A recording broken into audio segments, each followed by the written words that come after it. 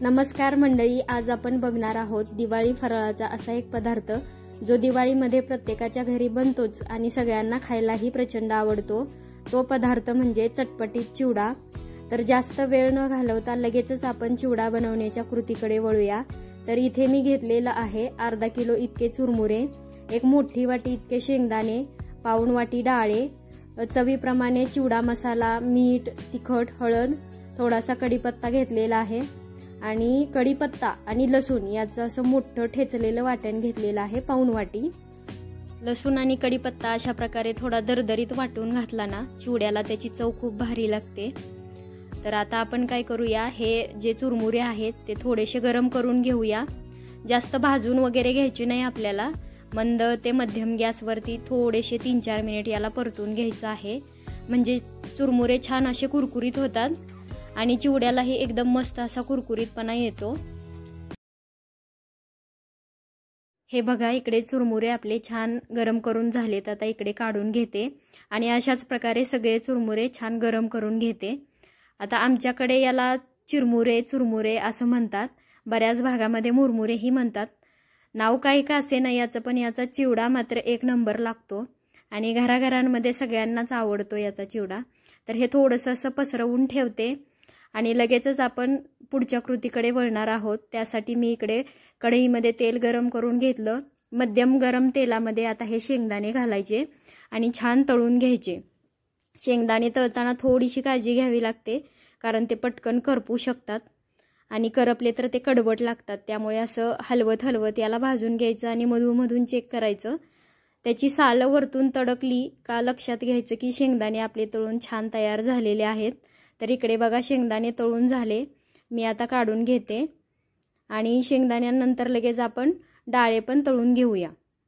डाळे तळायला तितकासा जास्त वेळ लागत नाही, थोडासा रंग बदलला की लगेच डाळे काढून घ्यायचे।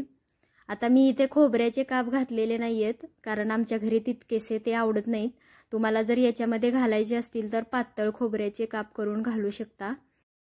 आता लगेचच कढीपत्ता पण याच्यामध्येच तळून घेऊया। कढीपत्ता तळताना तो कुरकुरीत असा तळून घ्यायचा, तो जर कमी तळला गेला तर मग चिवडा लगेच मऊ पडू शकतो आणि मग खायलाही मजा येत नाही। आता इथे बघा कुरकुरीत आपला कढीपत्ता तळून तयार झालाय, मी काढून घेते आणि आहे याच तेलामध्ये आता जे आपलं लसूण आणि कढीपत्त्याचं ठेचलेलं वाटण आहे हे घालते। गॅस मंदच ठेवलेला आहे आणि याच्यावरती 3-4 मिनिटे असं छान परतून हे मी तळून घेते। आता बऱ्याचदा काय होतं, लसणाचे काप घातले ना तर ते जास्त कडक होतात किंवा दाताला चिटकतात चिवडा खाताना, पण अशा प्रकारे जर ओबडधोबड वाटण घातलं तर ते अजिबात चिटकत नाही खाताना आणि चवही खूप छान येते। तर इथे बघा मी मसाला घातला, आता चवीप्रमाणे तिखट, हळद, मीठ हे सगळं घालून घेऊया याच्यामध्ये आणि मी गॅस बंद केलेला आहे, कारण काय असतं तेल खूप गरम असतं आणि हे जर मसाले घातले तर ते पटकन करपू शकतात। त्यामुळे ही कृती गॅस बंद करूनच करायची। सगळे कोरडे मसाले घालून झाले का असं थोडंसं छान मिक्स करून घ्यायचं।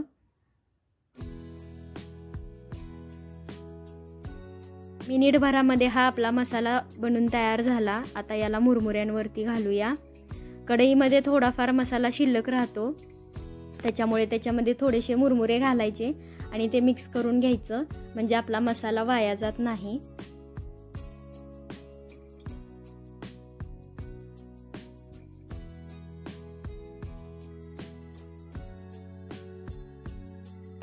सुरुवातीला मी अशा प्रकारे झाऱ्यानेच मिक्स करून घेते, कारण आपण घातलेला मसाला खूप गरम आहे आणि लगेचच जर हाताने मिक्स करायला गेलो तर चटका बसेल।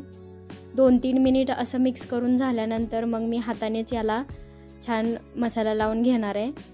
असं केल्यामुळं ना एकूण एक चिरमुऱ्याला छान मसाला लागतो त्याच्यामुळे। आता तळलेले शेंगदाणे, डाळे आणि कढीपत्ता घालूया आणि छान मिक्स करून घेऊया अजून एकदा। हे शेवटी घालण्याचं कारण म्हणजे आधीच जर शेंगदाणे डाळे घातले तर आपण तयार केलेला मसाला सगळा याच्यावरतीच राहतो, चुरमुऱ्यांना व्यवस्थित लागत नाही आणि डब्याच्या पण तळाशी तो मसाला तसा शिल्लक राहतो, त्याच्यामुळे हे शेवटी घालायचे। चिवडा तयार झाल्यानंतर याच्यामध्ये आता मी शेव घातली आणि याला मिक्स करून घेते। आता माझ्याकडली शेव संपली होती त्याच्यामुळे मी थोडीशीच घातली आहे, पण अर्धा किलो चुरमुऱ्यांसाठी पाव किलो इतकी तरी शेव घाला, त्यामुळे चिवडा खूप म्हणजे खूप छान लागतो. एकदा ट्राय करून बघा.